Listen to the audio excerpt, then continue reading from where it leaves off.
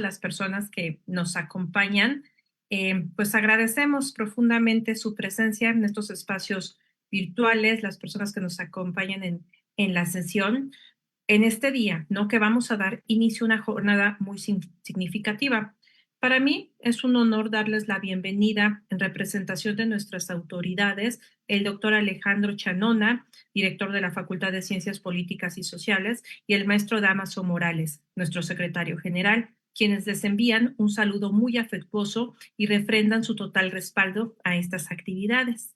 Nos reunimos en el marco del 25 de noviembre, Día Internacional para la Eliminación de la Violencia contra las Mujeres y las Niñas. En la Facultad de Ciencias Políticas y Sociales, pues vamos a tener una jornada muy amplia. Me gustaría invitarles a que a partir de este momento se unieran a esta reflexión, a este diálogo y asumir nuestro papel dentro de la universidad para erradicar todas las formas de violencia de género. Quiero reconocer la presencia y el trabajo articulado de las áreas que hacen posible esta jornada.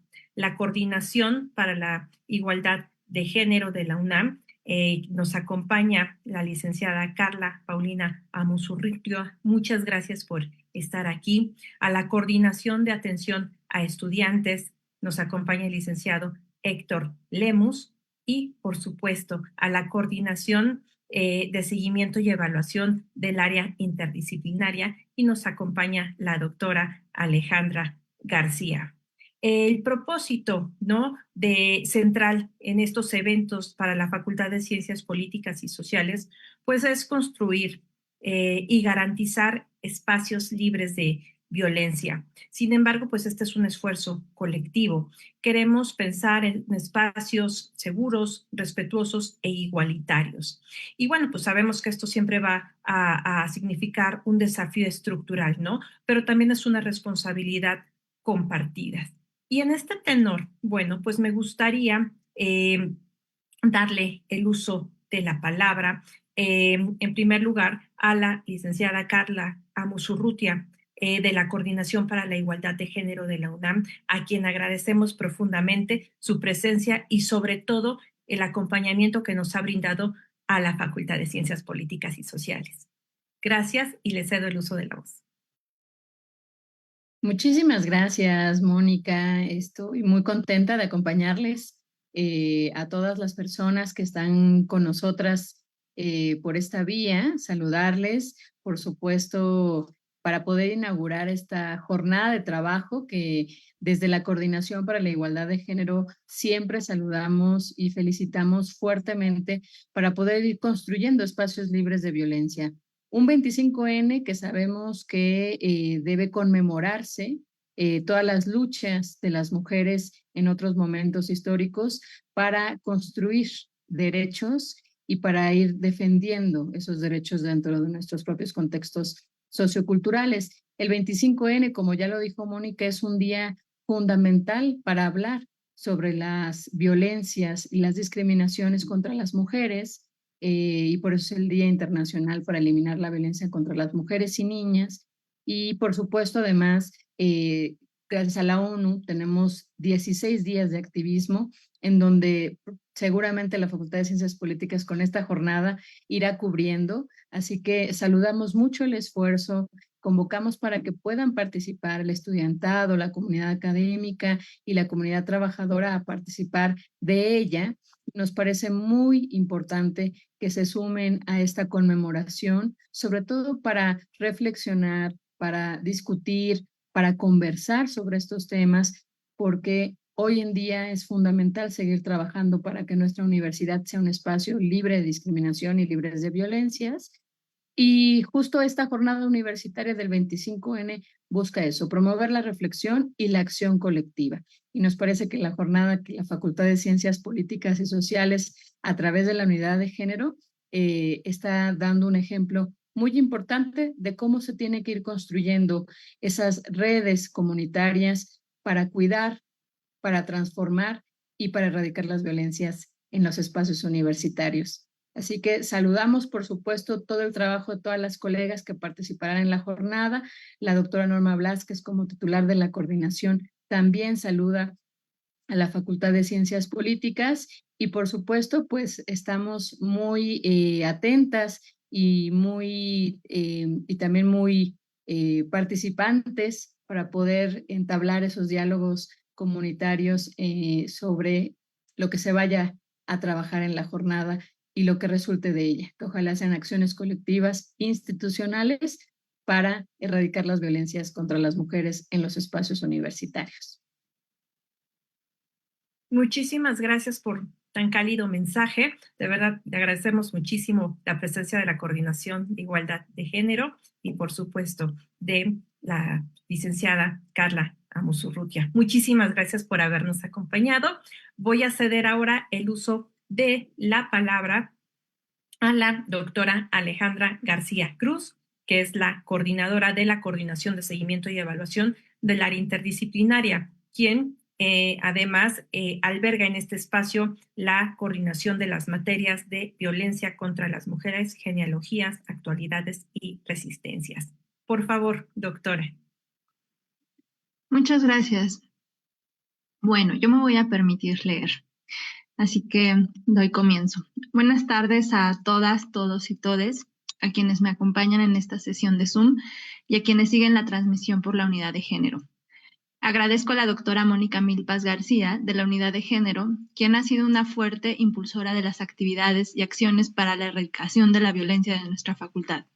Agradezco el acompañamiento de la licenciada Carla Amosurrutia Ramírez, no solo a este evento, sino a todos los esfuerzos por construir una universidad libre de violencia. De igual forma, al licenciado Héctor Lemus, quien, junto con su equipo de la Coordinación de Atención a Estudiantes, siempre está trabajando para que la comunidad tenga todos los recursos disponibles en la creación de espacios libres de violencia. Agradezco a la conferencista de hoy, a la doctora Gloria Ramírez Hernández, de quien no menciono más porque sé que en unos momentos tendrá una presentación más extensa. Y finalmente, agradezco a nuestras autoridades, entre ellas el director de la facultad, el doctor Alejandro Chanona Burguete, y el secretario general, el maestro Damaso Morales, por el impulso a la jornada de las actividades con motivo de la conmemoración del 25 de noviembre, Día Internacional de la Eliminación de la Violencia contra las Mujeres y las Niñas. Durante los últimos años hemos visto un pertinente aumento de la denuncia y visibilización de la violencia de género, no solo en las universidades, sino también en las calles, las dinámicas familiares y las instituciones. La exigencia de justicia ha inundado cada rincón del país. Se ha hecho un llamado de atención a las instituciones y ha sido imperante su respuesta. A partir de esto es que las políticas de erradicación y prevención se han vuelto trincheras importantes para la transformación social. Así resulta fundamental seguir resaltando que los recursos para la erradicación de esta violencia no se agotan con la atención de denuncias, sino que deben estar acompañados de programas integrales para la prevención y la transformación de estructuras sociales. Es por esto que la creación del conocimiento resulta imperante en la atención a la violencia de género, pues no solo damos cuenta de la magnitud del problema, sino que también se analizan las causas profundas, sus manifestaciones, sus consecuencias y por lo tanto nos provee de las herramientas teóricas, metodológicas y prácticas necesarias para diseñar estrategias de prevención y atención que sean verdaderamente efectivas. Como facultad, nos caracterizamos por el fuerte compromiso social de las y los docentes de esta institución, que en aras de formar científicas sociales empáticos, preparadas y actualizadas sobre las problemáticas que atañen a nuestra facultad, se actualizan, se reinventan y se cuestionan todo el tiempo. Reconocemos su esfuerzo, su compromiso con la educación, su ánimo de transformar las realidades sociales y les invitamos a no dejar de lado esa actitud esperanzadora que tanto contagia al estudiantado y a seguir construyendo espacios libres de violencia, acoso y discriminación. Finalmente, quisiera señalar que la complejidad de la violencia de género exige una respuesta holística.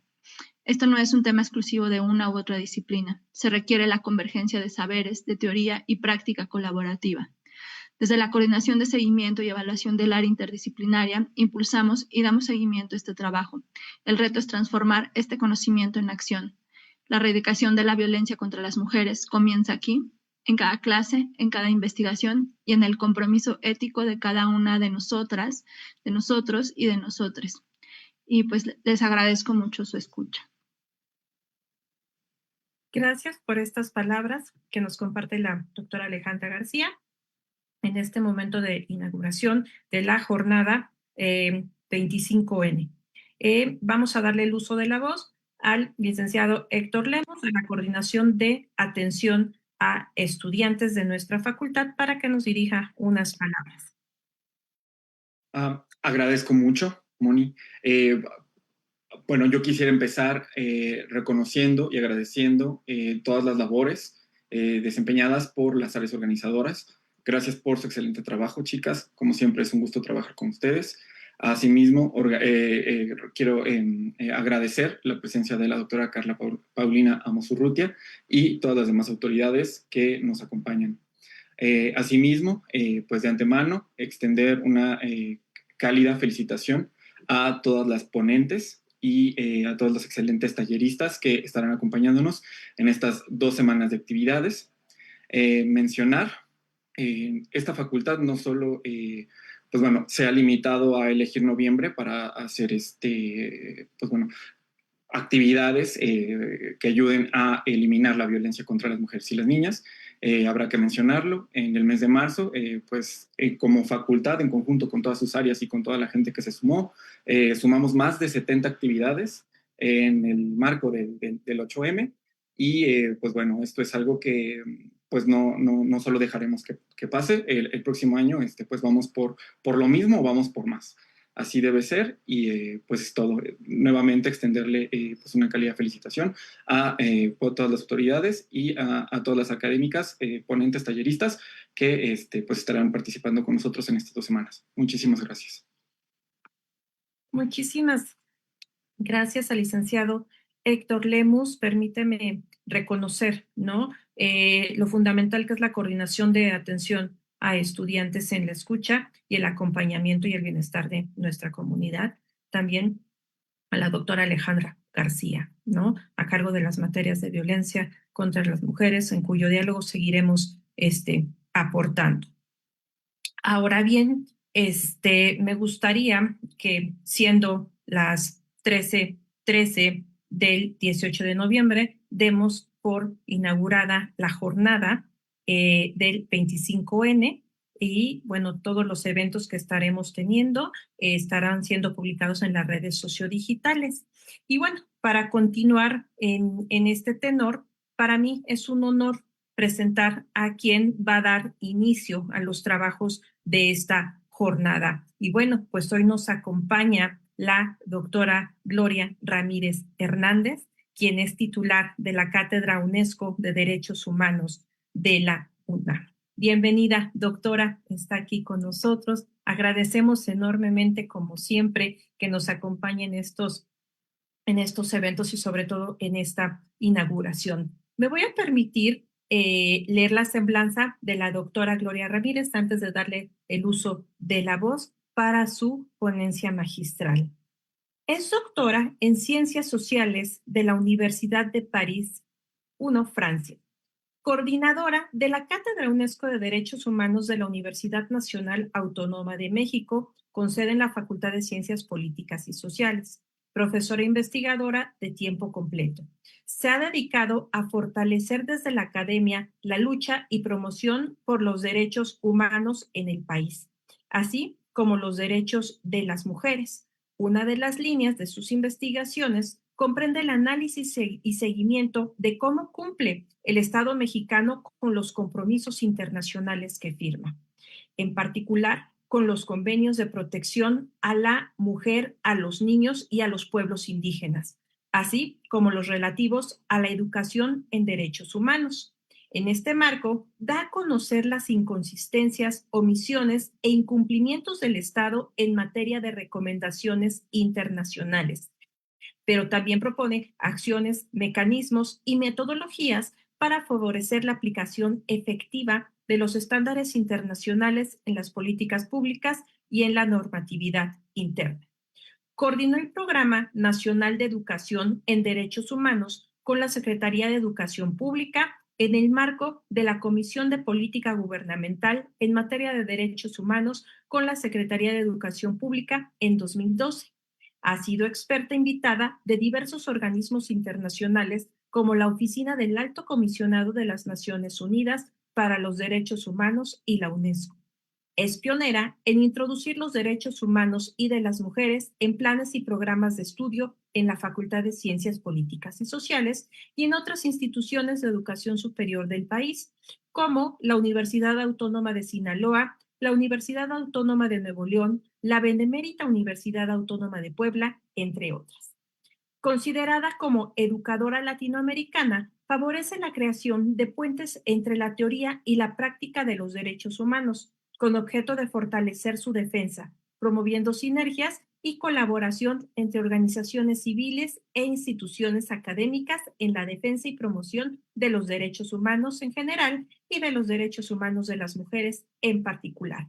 Actualmente es presidenta honoraria de la Asociación Internacional de Educadores para la Paz con sede en París e integrante de la Federación Mexicana de Universitarias, AC, FEMU, de la cual ha sido representante de la misma ante el Comité para la Eliminación de todo tipo de discriminación contra la mujer de la CEDAW, así como ante la Comisión Social y Jurídica de la Mujer, CSW, en las Naciones Unidas.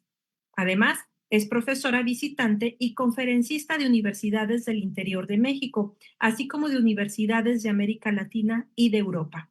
Ha sido también invitada como experta por diversas organizaciones internacionales como la UNESCO, el Instituto Interamericano de Derechos Humanos, la Oficina del Alto Comisionado de Naciones Unidas para los Derechos Humanos, la Comisión Europea, entre otras.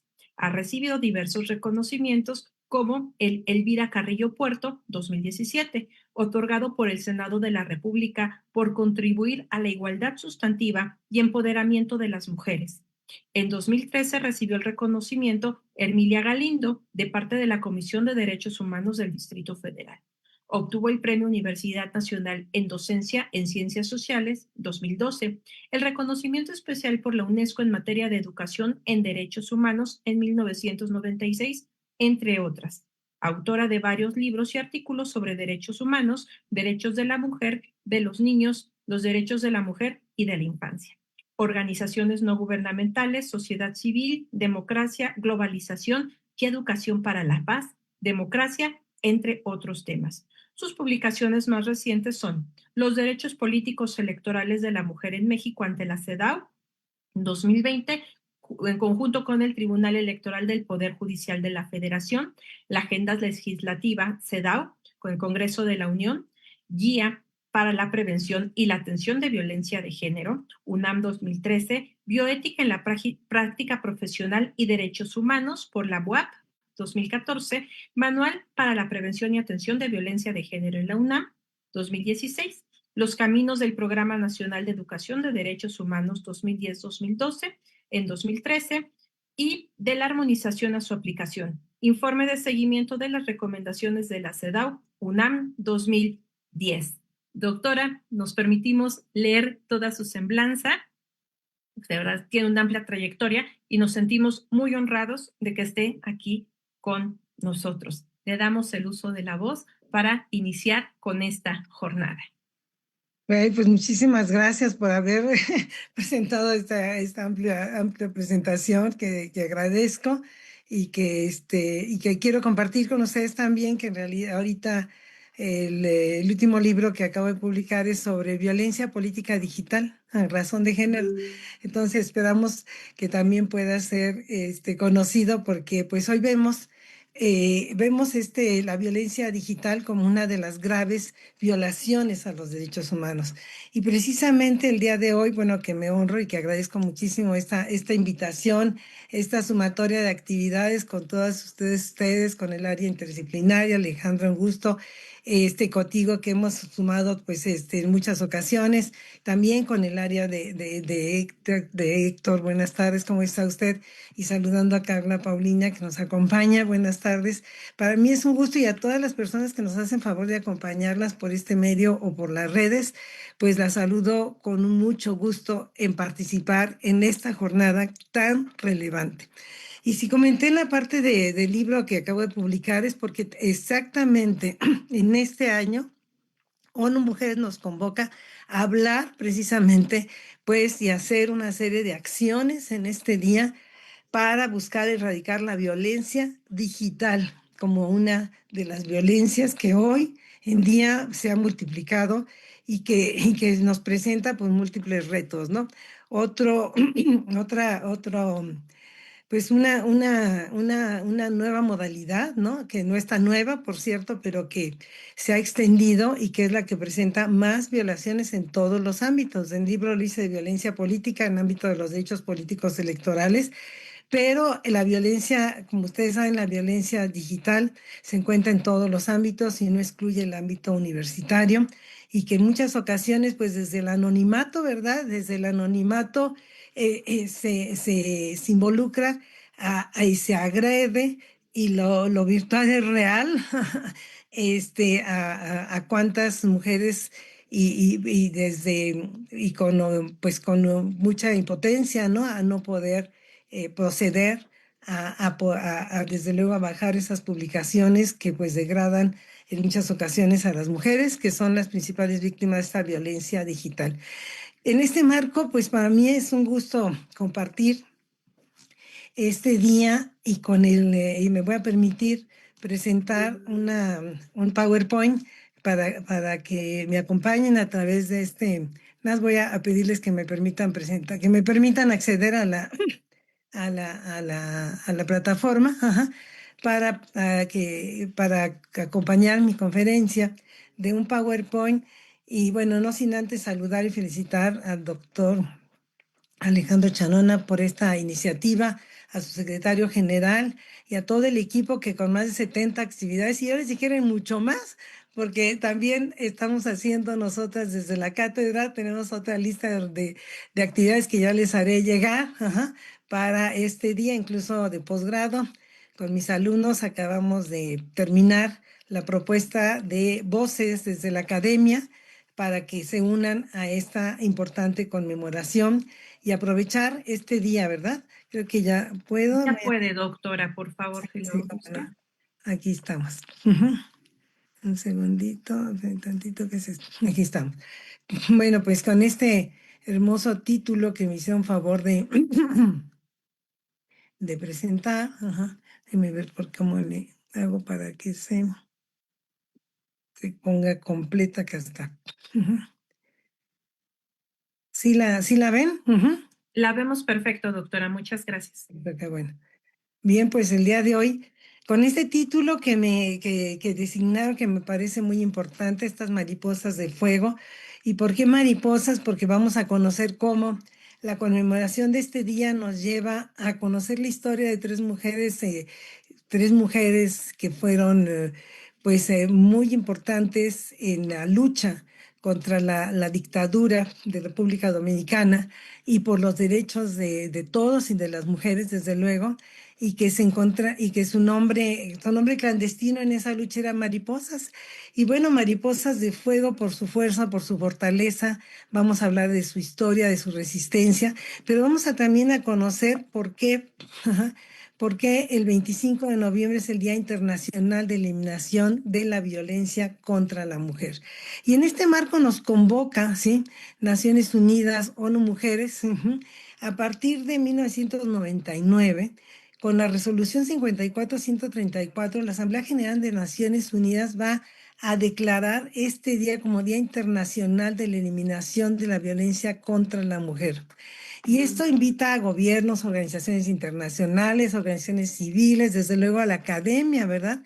A que organicemos actividades a partir de este día y con 16 días de activismo hasta el día 10 de diciembre, que es el Día Internacional de los Derechos Humanos, ¿sí?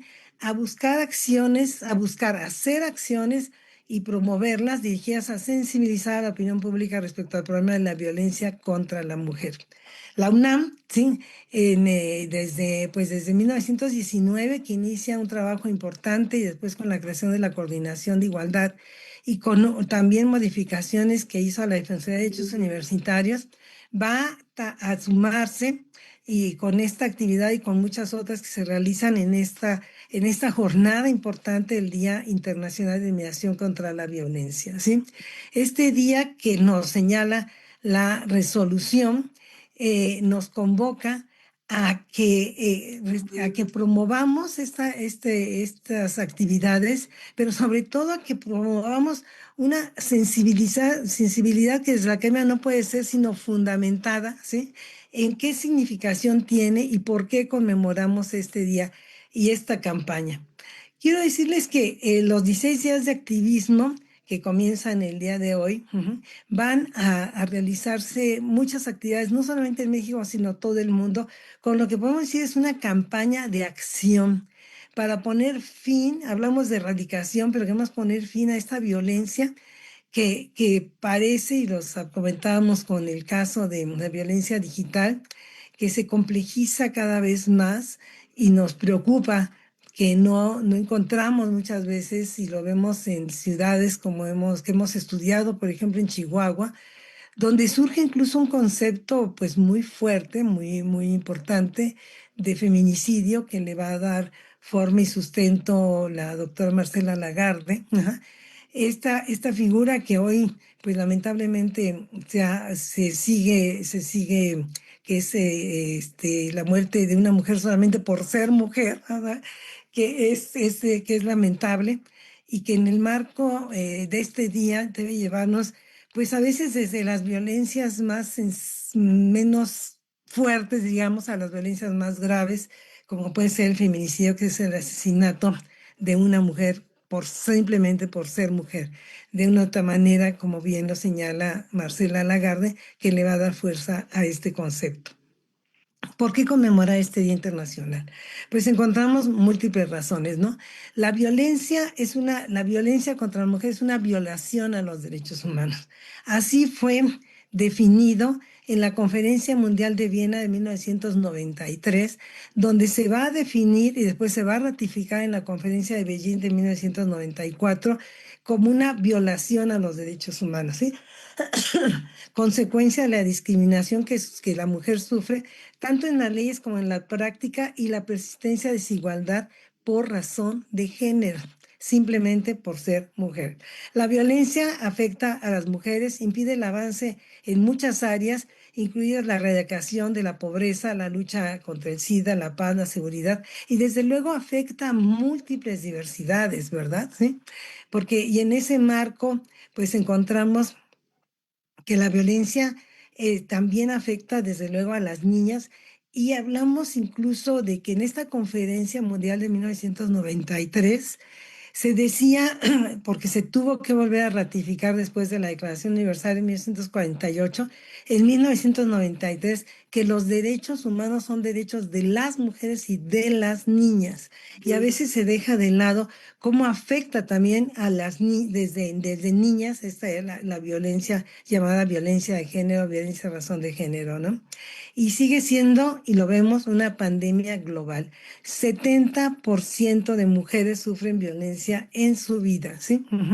¿Cómo estamos? Si yo me quise acercar hoy para empezar, pues precisamente cómo tenemos nosotros estadísticas muy fuertes de la actual violencia en México, en nuestro país, ¿sí? Nosotros tenemos por el INDIRE, por ejemplo, que 70,1% de mujeres de 15 años y más ha experimentado al menos en una situación de violencia a lo largo de su vida. La violencia psicológica se encontró en la última encuesta de INDIRE como una prevalencia importante. 51%, más de la mitad de las personas que sufren violencia psicológica, y no se diga violencia sexual. El cuerpo de la mujer, territorio como territorio que consideran propiedad, ¿sí? Desde esta mirada, y vemos a Rita Segato, ¿no? Nos habla de ese territorio que se considera propiedad, bueno, lo dice de otra forma, ¿no? De la mujer para su utilización, su manipulación. Ese ámbito que tenemos que revisar y que buscar, ¿sí? Cómo erradicar esta violencia sexual con índices tan altos. En el ámbito comunitario se vive mucha violencia, 45, casi 50%, y 40% prácticamente violencia en las relaciones de pareja. Entre octubre de 2020 y octubre de 2021, 42% de mujeres de 15 años experimentó al menos una situación de violencia. La violencia, como les decía, psicológica, y se presenta es un poco un porcentaje en ámbitos comunitarios, seguidos del ámbito laboral, no es menor, 20%, ¿sí? Así vemos, pues, cómo el Instituto Nacional del INEGI, en su encuesta nacional del INDIRE, nos habla de esta situación tan grave con porcentajes pues muy, muy elevados, ¿verdad? Entonces vemos estos porcentajes que van hasta el 70-80% de mujeres que han experimentado violencia a lo largo de su vida. Y vemos, miren, estos dos estados, Sonora y Coahuila, ¿verdad? Con porcentajes elevadísimos. Bueno, Chihuahua no está mal, tampoco 70%. Sabemos que en Chihuahua y bueno, Ciudad Juárez ha sido paradigmático. Y también, por cierto, hay un movimiento muy activo de mujeres y no se logra descender las estadísticas tan fuertes de violencia. Bastaría una sola, ¿verdad? Pero vemos entidades, por ejemplo, en Chiapas o en Zacatecas, ¿no? Que no tenían altos índices, ahora con índices pues muy, muy, muy elevados, ¿no?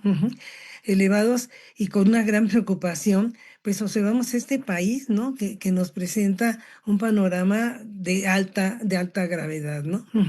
En ese marco, de acuerdo al INDIR, el 70%, como hemos dicho, experimentado al menos una vez estos tipos de violencia que ya mencioné, pero agrego la violencia física y la violencia económica y patrimonial o discriminatoria, 24%. Entonces vemos estas estadísticas brutales, donde tenemos estos datos, pero ahora hay mucho más actualizados con porcentajes pues que no han bajado y que nos preocupan muchísimo, ¿no? ¿Cuáles son los tipos de violencia que viven las mujeres de 15 años y más según sus características? Vemos la prevalencia de al menos un incidente de violencia que puede ser de cualquier tipo, de mujeres que experimentan mayor violencia quienes residen en áreas urbanas. Fíjense qué elevado, 73%.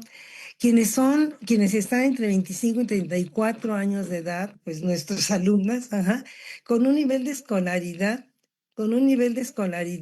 superior incluso al 78%. O sea, no, aquí no importa a qué nivel de escolaridad tienes, incluso quien tienen un alto nivel tienen un alto porcentaje de vivir violencia, o quienes se encuentran separadas, viudas o divorciadas, ¿no? O bien quien también, las que no hablan alguna lengua indígena o no se consideran indígenas, 71%, ¿no? Y no porque las mujeres indígenas no tengan ni sufran violencia, sufren también altos grados de violencia, ¿no? ¿Sí? Y el crecimiento ha sido muy fuerte, ¿no? En ocasiones vemos algunas bajas que nos dan pues, el Sistema Nacional de Seguridad Pública, que es el secretario ejecutivo de este sistema, nos da, por ejemplo, las cifras del delito de feminicidio, ¿no? Y nos dicen que de 2015 a 2025 se identifican, pues, picos muy fuertes con víctimas incluso anuales de 28 a 56. En 2007 llegó a 80, y el total de 2015 a 2018, 428 víctimas de feminicidio. Y quiero decirles que hay un subregistro muy importante, un subregistro de feminicidio porque no lo registran como debe de ser, se ocultan muchos casos, algunos se presentan incluso como suicidios, y vemos una tendencia pues muy grave, de altos índices de niveles de feminicidio. En 2021 se registra un máximo de 112, con totales de víctimas ya por este porcentaje entre 2019 y 2021 ya de más de 1,000 víctimas. Entonces, pues sí, creo que con estas cifras y con estas gráficas, es amplísimo y es urgente, y es el por qué es importante que hagamos acciones y aprovechemos el 25N y podamos levantar la voz precisamente para buscar su erradicación. Porque además hay estados donde se concentra mucho más la violencia. El Estado de México, Jalisco, Ciudad de México con un alto porcentaje, Chiapas, ¿verdad? También, y pues algunos estados que tienen las cifras más bajas, hay que decirlo, ¿no? Querétaro, Baja California Sur, Campeche y Colima, y otras con menores víctimas que serían Durango. Durango que quien ha tenido también situaciones muy graves. Nayarit, Tlaxcala aquí presenta con víctimas menores. Y entonces vemos, pues, en este marco, sí, algunos estados de la República Mexicana, pues con muy fuerte concentración de violencia, ¿no? Y municipios, en Culiacán, en Juárez, en Tijuana, en Reynosa, en Benito Juárez, Quintana Roo, en el centro, en Tabasco, en Chimalhuacán, Estado de México, en Álvaro Obregón, en la Ciudad de México. Estamos viendo cómo se incrementan estos casos de feminicidio, ¿no? Entonces, bueno, pues tenemos cifras, pero tenemos que irnos también a ver, pues, nuestra casa en la UNAM, cómo van las cosas, ¿verdad? Ajá.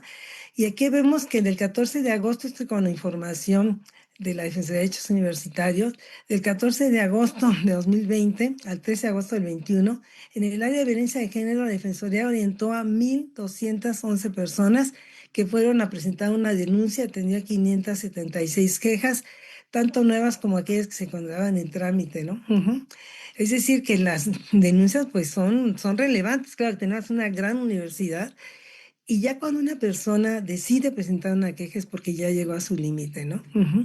La Defensoría registró entre agosto y diciembre del 22, más reciente, nos señala que orientó a 2,143 personas, de las cuales 723 se convirtieron en quejas.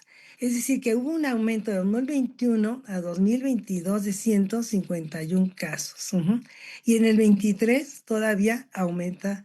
Sí, es importante, bueno, no, de un total de 108,897 personas, se procesaron quejas 943. Sí, que cada año han ido en aumento, ¿sí me entiendes? 576 en 2020, de ahí 21, en 2022 729 y en 2023 943 casos de quejas atendidas en la UNAM. Si tenemos que responder, si me entiendes, ¿por qué tenemos que atender? ¿Por qué tenemos que reaccionar? ¿Por qué desde todos los espacios hay que levantar la voz? Pues aquí tenemos, tanto en el país como en nuestra propia casa, en la universidad.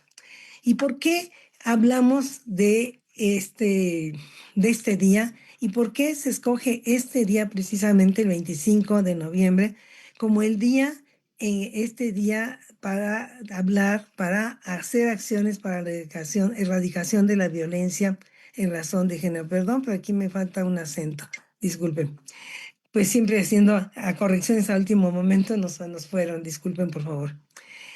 Tenemos que revisar los antecedentes. Desde 1981, militantes y activistas y feministas a favor del derecho de las mujeres, a favor de los derechos de las mujeres, habían solicitado desde el 81 que la ONU aceptara el 25 de noviembre como el día precisamente internacional, ¿sí? Para la eliminación de la violencia contra las mujeres, de 1981. Fue en un primer encuentro feminista latinoamericano donde se tomó la decisión que se conmemorara el 25 de noviembre, Día Internacional para la Eliminación de la Violencia contra la Mujer, en conmemoración y en honor del brutal asesinato en 1960 de 3 hermanas, las hermanas Mirabal, activistas políticas de la República Dominicana asesinadas por orden del gobernante dictador, digamos, Rafael Trujillo. Y es precisamente cuando en este marco que Naciones Unidas va a reconocer, ¿sí? Este día, haciendo un homenaje a estas 3 mujeres para que lucharon contra este dictador de República Dominicana, Rafael Leónidas Trujillo, quien era comandante de la Guardia Nacional y que en 1930 dio un golpe de Estado y se proclamó presidente de la República Dominicana. Las hermanas Mirabal eran 3 mujeres hermosas, María Teresa, Minerva y Patria, y resulta que estas hermanas de una linda familia muy acogedora, Una de ellas Minerva, nació en 1926. Ajá. Minerva era una mujer muy activa. Bueno, las tres fueron hijas de Mercedes Reyes y de Enrique Mirabal, que era un productor agrícola. Ellas tenían recursos, eran de las personas, pues imagínense en aquella época, ¿sí? Destacadas, que además tenían recursos, era una clase alta, podríamos decir, y tuvo siempre la posibilidad de aprender, de tener a su alcance los medios para poder estudiar, a practicar, a hacer música. Ajá. Y desde los 7 años se dice que recitaba versos clásicos de Víctor Hugo. Ingresa a un colegio, bueno, particular, ¿sí? Donde va a tener una destacada siempre por sus calificaciones, por su compromiso, y se va a graduar de bachiller en 1946. Ya desde joven escribió versos, ajá, y era una amante de la pintura, de la música, de la lectura, pero también admiraba mucho a Pablo Neruda, que era su poeta predilecto, ¿no? Minerva después va a casarse incluso con un militante, ajá, y deja una gran marca porque fue una mujer muy valiente. Pues resulta que estaba desde luego opuesta al dictador y va a participar en un movimiento que se va a llamar 14 de junio, sobre el cual vamos a hablar. Pero tiene lamentablemente una situación, su belleza, su inteligencia, era una mujer muy inteligente, todas las tres eran muy inteligentes, pero ella muy en particular, era una mujer muy guapa también. Resulta que fue atractiva y el dictador, Trujillo, les hizo una invitación que no podía negar, pues que era el presidente en 1949, a una fiesta ofrecida en honor del dictador, Rafael Trujillo. Recibe esta invitación, y en esta fiesta, que además Rafael Trujillo conocía a la familia y a él le interesaba Minerva Mirabal. Ajá. Se interesó por ella como se interesaba por otras mujeres que podía, él lamentablemente por su poder, ajá, hasta decidir de su vida y de su vida y de su muerte. Este dictador invita a esta fiesta, a la familia, ajá, y en la primera, pues no podían dejar de asistir, ajá, ajá, pero dijo que estaban enfermas, pero después realiza otra invitación, dice que deberían de asistir la familia, pues que se lo dictaba precisamente este dictador, ¿no? En ese evento él trata de acercarse a Minerva, baila con ella, es lo que se cuenta, ¿sí? Y cuentan un poco que fue, pues desde luego, rechazado por Minerva, ¿no? Minerva tiene una hija que, por cierto, es la que lleva ahora toda el museo, que hoy existe un museo para preservar su memoria, de las hermanas, ajá. Y cuenta Minú, que es la hija de Minerva, declaró apenas en 2012 que cuando estuvo en el baile tuvieron un encontronazo, como decía ella, porque hablaron mucho y lo dejó plantada en la pista. Entonces él se puso furioso. Y cuenta Minú, perdón, que le dijo que mi madre dijo a la familia que Trujillo se dio cuenta que estaba incómoda y le pregunté, ¿usted me está rechazando, no está de acuerdo con mi régimen? Y si yo le enviara a mis acólitos a conquistarla, que Minerva respondía, si yo los conquisto a ellos, retando retando al dictador, ¿no? De acuerdo con este testimonio, dicen que también Minerva aprovechó para pedirle el apoyo para un compañero que se llamaba Pericles Franco, que estaba detenido y que era el enemigo de Trujillo, quien había fundado el Partido Socialista Popular.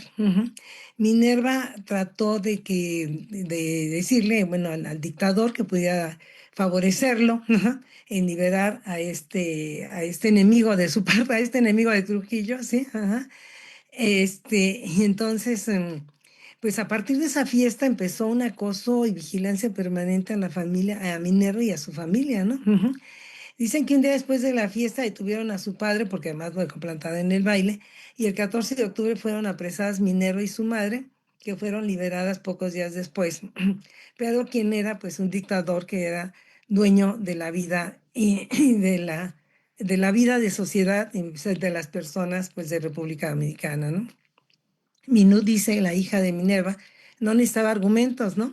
Entonces dice que la abuela pidió ayuda a un tío que había sido general de Trujillo y le dijo, controla a Minerva. El padre, como Minerva no de ninguna manera aceptaba ese acoso, pues después el padre lo detuvieron por segunda ocasión, incluso él va a morir después, el padre de la segunda vez que lo detuvieron, estuvo 2 meses preso, ¿sí? Y pero Minerva decide mudarse a Santo Domingo, la capital del país, y se inscribe en la universidad. Y aquí pasa algo muy interesante, porque para su segundo año universitario, Minerva tuvo problemas al inscribirse. Digo, el dictador la buscaba y seguía todos sus pasos. Y entonces, cuando ella se inscribe, aprovechó que Trujillo había salido de viaje a España y no la permitían inscribirse, ¿no? Entonces, Minerva recibe y se entera, que el dictador da instrucciones para que la inscriban en la carrera de abogada, pero le dice, te voy a dejar estudiar, pero nunca te voy a permitir ejercer. Ella conoce a Manolo Tavares en la universidad, se casan y Manolo Tavares se va a convertir en un gran activista contra la dictadura de Trujillo. ¿Sí? Se casa en 1955, se gradúa como abogada, pero nunca pudo ejercer porque el dictador había prohibido que le dieran a ella trabajo que pudiera ejercer. Entonces no se le dieron las facilidades para ejercer a pesar de que había hecho la carrera, ¿no? El 14 de junio se realizó una experiencia armada. Se dice que procedió también de Cuba. Tanto Minerva como Manolo se integraron a la lucha clandestina a partir de ese momento, el 14 de junio de 1959. Eran realmente focos rojos contra Trujillo y se extendió un movimiento importante a partir del 14 de junio, que después se va a llamar así precisamente un movimiento contra la dictadura 14 de julio. Después, en 1960, van a participar Minerva con sus hermanas en la creación de este movimiento, pero también en homenaje a los héroes que el 14 de junio murieron cuando hacen esta expedición armada. Y bueno, Minerva tiene una relación importante con Cuba, y dice que retomaba sus palabras siempre Minerva, ¿no? Decía, como decía Fidel Castro, condénenme, no me importa, la historia me absolverá. Ella también fue una gran admiradora de Castro. En su actuar clandestino de las hermanas Mirabal se les puso el nombre de mariposas. Mariposa es el nombre clandestino de Minerva y también se extendió después a sus hermanas, ¿sí? Entonces eran las mariposas de este movimiento revolucionario que había sido, pues, que era denunciado por el Servicio de Inteligencia y lamentablemente el 21 de enero del 60 fueron detenidos muchos de sus miembros, entre otros se detuvieron a Manolo y a Minerva. Y dicen, con ella cayó mi padre, los esposos, las hermanas, los hijos de patria, cientos de personas del movimiento, decía Minú, que es la hija, ¿no? Minerva fue puesta en libertad el mes siguiente, tras permanecer encerradas en una de las cárceles más fuertes y represivas, la 40 y la Victoria, y fue encarcelada después con su hermana, recibiendo una condena de 5 años. Después la bajaron a 3, y cuando hizo una visita a la subcomisión de sanciones de la Organización de Estados Americanos, por la OEA van a recobrar su libertad las 3 hermanas. Pero sí, encarcelaron a los 3 esposos. Incluso Trujillo decía, lo dijo y se publicó en un periódico, que los únicos problemas de mi gobierno son la Iglesia Católica y Minerva Mirabal. Después de que hace esta declaración, va a trasladar a los esposos de Minerva y María Teresa, de hecho de las 3 hermanas, a una cárcel que estaba mucho más lejos de donde vivían ellas. Y el 25 de noviembre de 1960, Minerva, María y Teresa salen a visitar a sus esposos, junto con el chofer Rufino de la Cruz, quien ejercía como conductor. ¿Sí? Durante el viaje de regreso se habla de sicarios, precisamente este servicio de inteligencia de la dictadura, que van a propiciar que el vehículo de ellas se va a un abismo, pero parece ser que también las detuvieron y las golpearon, porque después cuando las encuentran ellas estaban golpeadas, ¿no? Patria tenía 36 años, Minerva 34 y Teresa 24. Y la prensa dijo: mueren 3 hermanas y su chofer, que al precipitarse el jeep en el que viajaban. Obviamente nadie creyó esta versión, y se levantó un rechazo muy importante a la dictadura de Trujillo, ¿sí? A tal grado que después, el 30 de mayo, Trujillo va a ser asesinado por un grupo de civiles y militares en una carretera. Pues para ellas la muerte de ellas va a levantar un movimiento que 6 meses después pues va a caer, ¿sí? Cae por su asesinato y cae la dictadura, ¿no?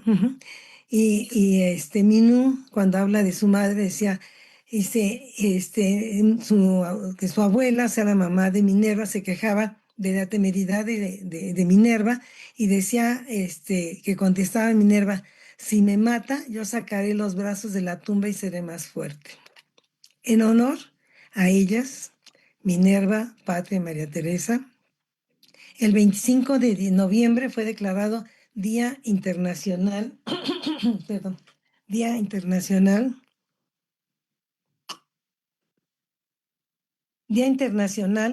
de la eliminación de la violencia contra la mujer. Son ellas, estas mujeres, que junto con este movimiento, 14 de junio, van a lograr tirar a este dictador, quien, si bien, digo que tomó perdón, quien va pues a perseguirlas, y pese a que el dictador, con todas su sistema, todo el sistema y todas las estructuras a su alcance, no detuvo la lucha de estas mujeres, ¿sí me entiendes? También Estados Unidos decidieron ya no apoyarle, ¿sí me entiendes? Hay que recordar que también Estados Unidos apoyó esa dictadura, ¿no? El propio dictador, ¿sí?